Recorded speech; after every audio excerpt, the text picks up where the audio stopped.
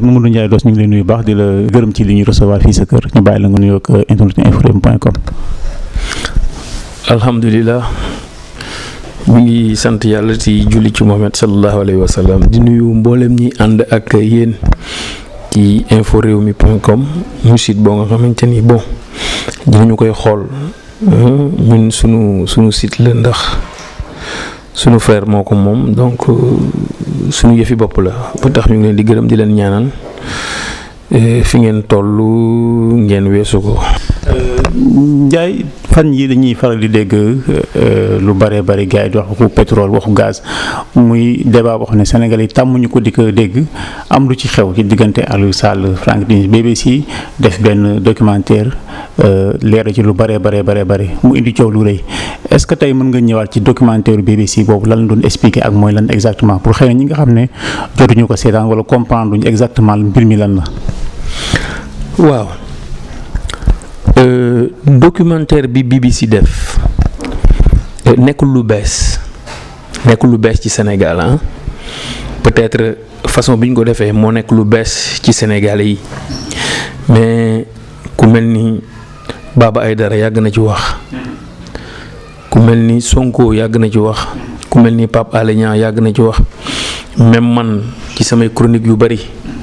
yàgg naa di wax ci pétrole bu Sénégal ci offshore yi nga xamante ni ñoom ñoo fi am ak anam gi ñu ko joxe mais Sénégal yi duñu la déglu wala boog itam bu ñu lay déglu noppi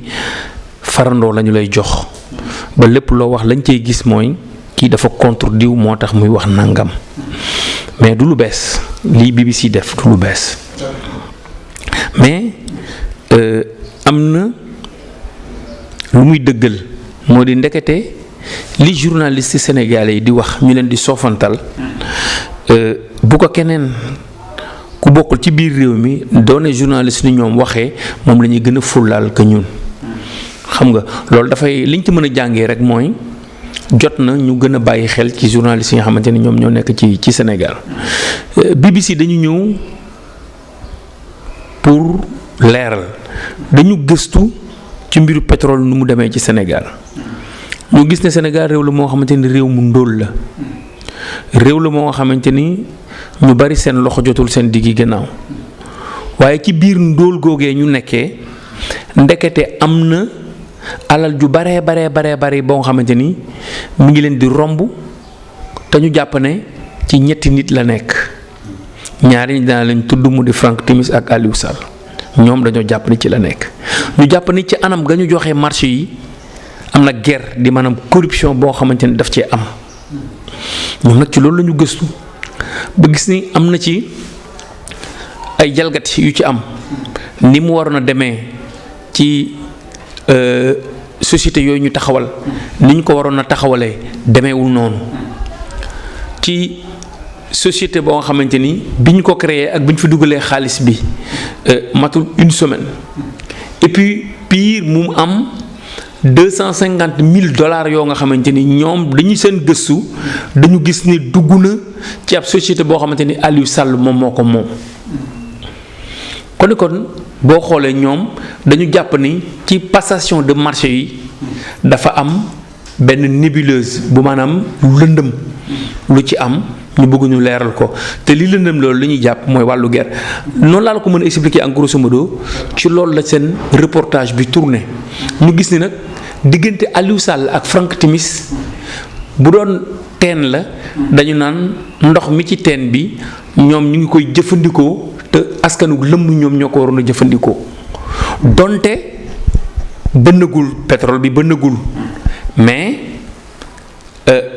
kala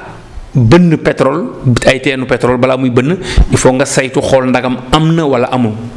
saytu nañu gis nañu ni am na te kii saytu alal ju bare la fi dugal moo tax boo xoolee ñiy def recherche dañu nekk phase de recherche ak exploitation 90% lan lay jox yow bi nga xamante ni yaay def recherche bi parce que da ngay investir te mën nga perte te dañ lay exonérer bépp matériel boo xamante ni da nga koy dugal fii ci Sénégal dañ lay exonérer c'est-à-dire Sénégal daf ciy perte affaire pétrole bi Sénégal daf cee perte lu bare. Imaginez benn nit ñu jox ko benn nit boo xamante ni bon en la matière xam-xamam màccu ci xam nga xam-xamam Franck Timis xam-xamam màccul ci affaire pétrole boo xoolee gars yi wax yëpp un peu partout muy Togo muy par exemple muy Ghana muy Sierra Leone dëkk yooyu yëpp dafa amlante ak yoon xam nga donc ku mel noonu bu fekkente ni dafa ñëw ñu jox ko loo nga xamante ne xamu ko dafay jaadu nag ñu ne kii lii ñu ko jox xamu ko yàgg nañ ko wax ñun sénégalais yi kii li ñu ko jox xamu ko la preuve bi ñu ko joxee bon am na ci lu bari lu ci xew diggante janvier 2012 ak juin 2012 coow li yëpp fa la nekkee après diggante juin ak juillet 2012 alal ju bari yi ñuy tudd ak yooyu yëpp ci diggante boobu lay nekkee xam nga kon li ñu war a def moom mooy au-delà de reportage bu BBC bi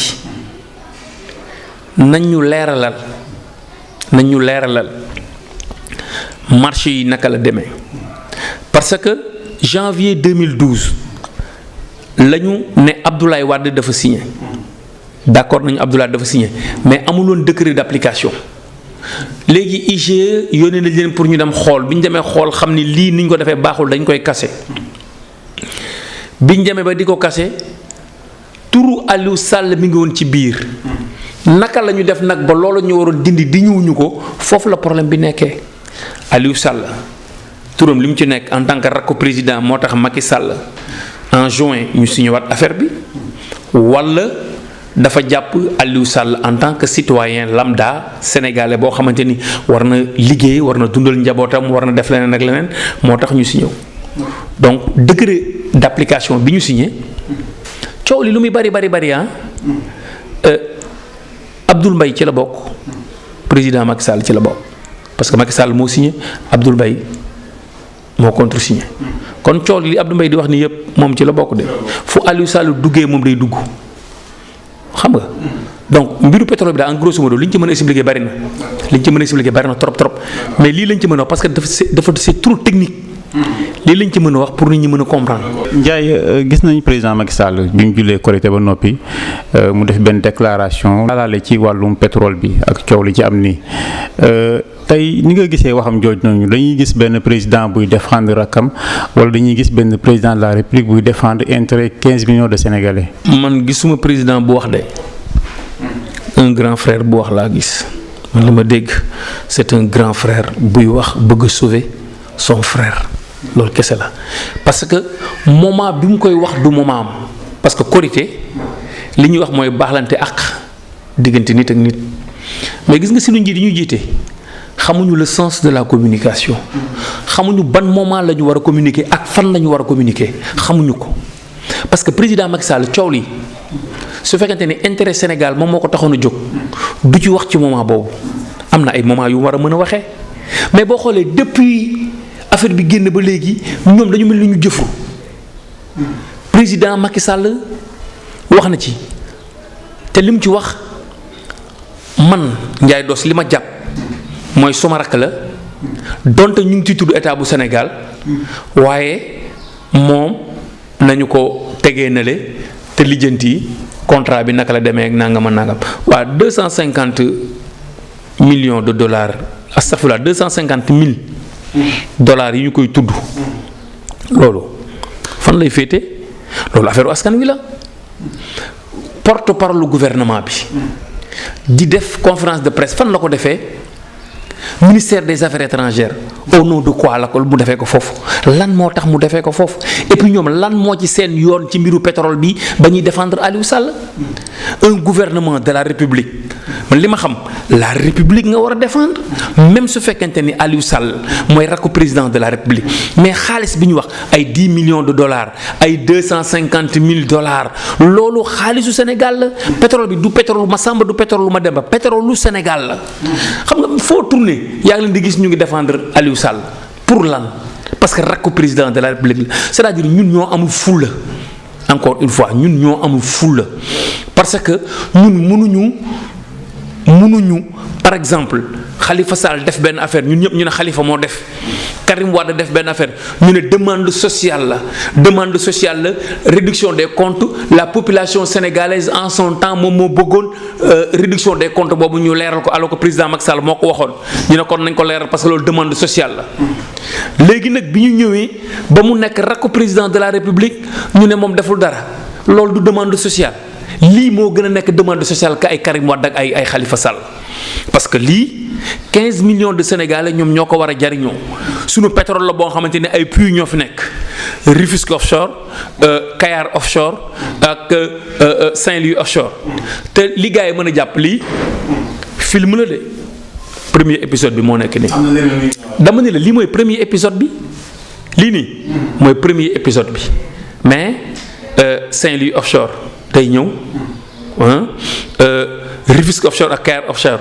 mooy coow yi nekk nii mais coowal Total aussi tamit xam nga diggante Cosmos ak BP moom la ñu wax mais coowal Total dafay ñëw Total ci yan anam lañ ko joxee liñ ko jox ci pétrole bi ci yan anam lañ ko joxee loolu tamit beneen épisode la buy ñëw gis nga gaz bi aussi gaz bi ñu wax moo ëpp pétrole bi fuuf te gaz bi ñetti puits Saint-Louis ñaari Sénégal la ñu nekk mooy Gëmbal beneen bi ci des ma nga nekk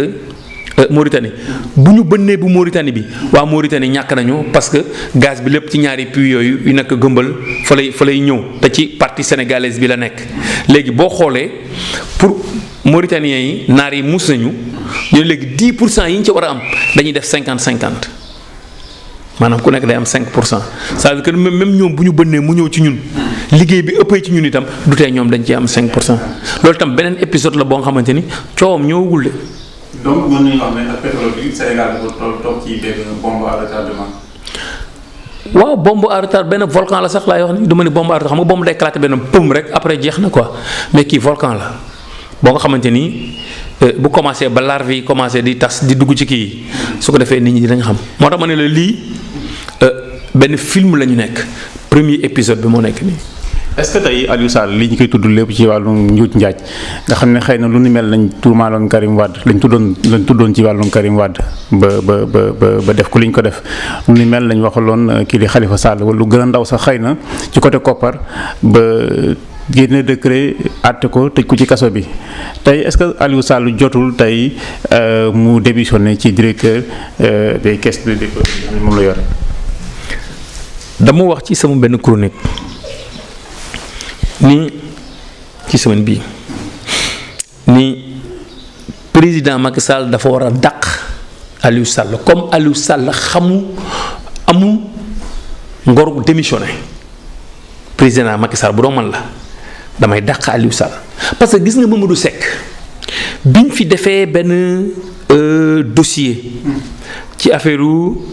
Sumikowa je pense bu noonu la moom Mamadou Seck bi ko Abou Abel Thiam tuumalee ci Walfadjri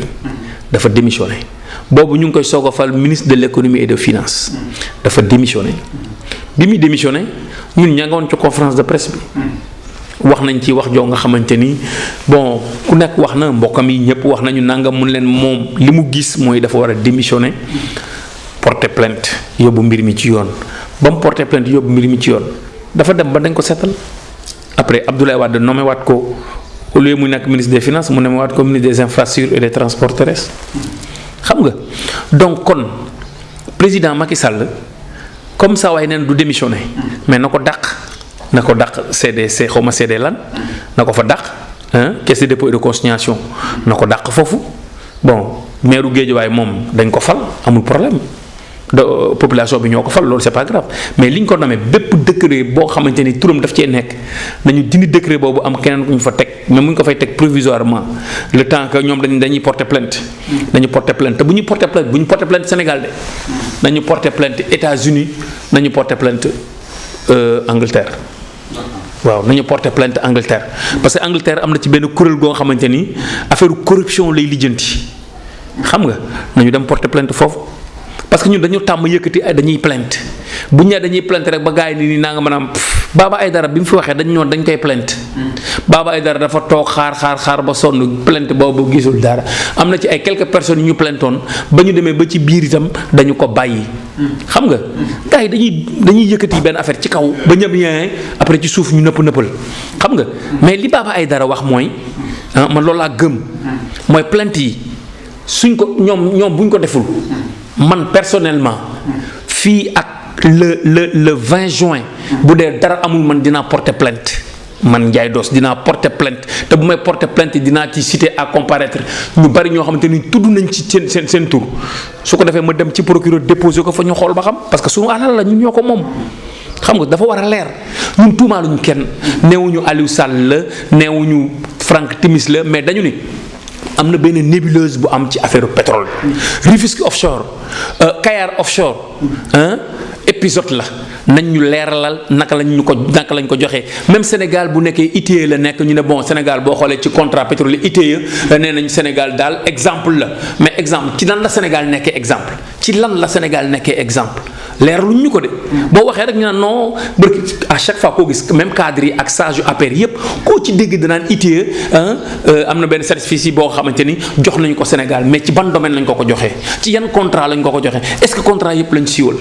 y a un problème c'est-à-dire ñun duñu ay dof nit ñi mënuñu ñoo nax benn contrat ngay génnee xam nga benn contrat ngay génnee gars yi xool contrat bi xam na baax na mais yeneen contrat yi nag anañu et puis code pétrolier bii ñuy def nii bu jàllee nga yaakaar ni code pétrolier bi dafay revoir l'ensemble des contrats déedéet amul rétroactivité de li xësee romb na li suñu kanam lay xool waaw léegi ñun après mun bi ci poche kat lay dugg poche ñaar wala ñetti nit te ñun xam nañ leen ñaar ñu tudd nañ leen mooy waa BBC ñoo leen tudd keneen ki nag moom boo ko tuddee ñu ne yow da nga ñàkk a war ma nit wala da nga def nangam mais kooku moo war a leeral. kooku kilifa diine la. non mon frère kooku ñun ñëpp mooy sunu baay ñun ñëpp. d'accord na leeral c'est-à-dire en fait Macky Sall moo war a leeral. il a intérêt pour mu sortir par la très grande porte waxuma par la grande porte de par la très grande porte xam nga il faut mu leeral. Ndiaye ñu ngi lay gërëm bu baax a baax juste fi ma koy jeexale rek mooy sa biir wax nee nga Sénégalais yi dañoo ñàkk fulla dañoo war a jóg taw xeeb suñu bopp nee nga le 20 di nga porter plainte est-ce que da ngay jéem a fexe nu Sénégalais yi wàccee ci mbedd mi ndax loolu ngay jéem a def seen xel. non jamais au plus grand jamais xalaatuma ko sax parce que man du ma wàcc ci mbedd bi man du ma wàccal am na ñu bari dañuy def seen manifestation di ma invité man leen non yéen man ak yéen sax bokk ñu yoon. parce que man position bi ma nekkee mooy position de veille et d'alerte di soññi président de la république man li may def dama yor benn agenda boo xamante ni président ci campagne bi c'est-à-dire président moom malchance bi mu am ak man mooy bépp dëkk bu ci Sénégal bu président Macky Sall teg tànkam man teg naa sama tànk garab gu président Macky Sall wéeru naa fa fu mu toog paa yi mu waxal man wax naa ak paa yooyu. te loolu malchance la nga nekk pour man mu nekk président. waaw malchance laa ko jàppee parce que damay xam loo nga xamante ni peut-être nit ñi bëgguñu woon man ma xam ko bëgguñu woon koo xam. d'accord xam nga. noonu laa ko jàppee quoi. noonu laa ko jàppee mais chance la pour man. moo tax du ma duural président de la république du ma ko ñàkkee war ma du ma ko ñàkkee ay teggin mais am naa droit ni ko président ba nga demee Gamboul. digg nga leen nangam boobale gis ñu ko ba nga demee par exemple Wéyndu Bosoyaabe diggan nga leen nangam ba léegi ñoom ñu ngi koy xaar xam nga route bi nga xamante ni moo jógee nan la tudd Ourossogui dem ba Kidira tali boobu baaxul moo tax boo ngeen xoolee ci campagne bi président diggante boobu hélico la jël lan moo tax travaux yi depuis boobu ba léegi mënul yegg c'est-à-dire genre yu mel noonu lan lay wax la mooy tax PSE am tel forage boo xamante ni defar nañu ko mais forage boobu rendement bi mu waroon am amu ko c'est-à-dire genre yu mel noonu man moom lay soññee président de la République bu fekkente nag loolu mooy contre président de la République kon man damaa d'accord naa ko contre président xam nga mais neewuma benn nit sa dëgg ma ne nit ñi dañoo ñàkk fulla mooy maanaam ñun journaliste sénégalais yi dañuy wax du ñëpp nag du ñëpp de mooy ñiy politiciens yi laa wax politiciens yi. mooy journaliste ñoo dàq politique am na journaliste yi ñoo dàq politique waaw chaque jour nga gis journaliste bu jiite benn mouvement wala nangam ak nangam journaliste sax bu ñu fal ministre am na journaliste yi mérité nañ nag lépp loolu mais pour man li ma gëm mooy journaliste du kuy am alal journaliste du kuy am alal bu dee yaa ngi koy jaarale ci yoon rek non warloo baigner dans le luxe mënul nekk xam nga journaliste mënul am alal quoi nekk dans le luxe bu extraordinaire boo xamante ne dañ koy coow xanaa nga nekk patron de presse mais journaliste bu mel comme Ndiaye Dos rek nga xamante ni yow informé juste et vrai xam nga dem def ay investigation xool nangam naka la demee nga ñëw loolu mënoo ci am alal parce que boo defee sa liggéey ni mu war dañ naan da nga contre président de la République da nga contre régime bi xam nga man nag benn conscience laa am régime bu fi ñëw rek dañ naan dama laa contre alors que demeewul noonu mais encore une fois pour revenir ci sa question bi j'ai jamais demandé à qui que ce soit mu wàcc ci mbedd bi. Ndiaye ñu ngi lay gërëm bu baax di la remercier encore sa temps bi ñu jox tey lan ngay tàggatoo surtout ban message ngay lancé aussi ak insécurité bi nga xamante ni gars yi dañ koy bañ na amut te vraiment am na ñun ñi nga xam ñu ngi dund ci banlieue bi Pikine Yeumbeul Guédiawaye Grand Yoff xam nañ ne vraiment dëkk bi doy na war daal.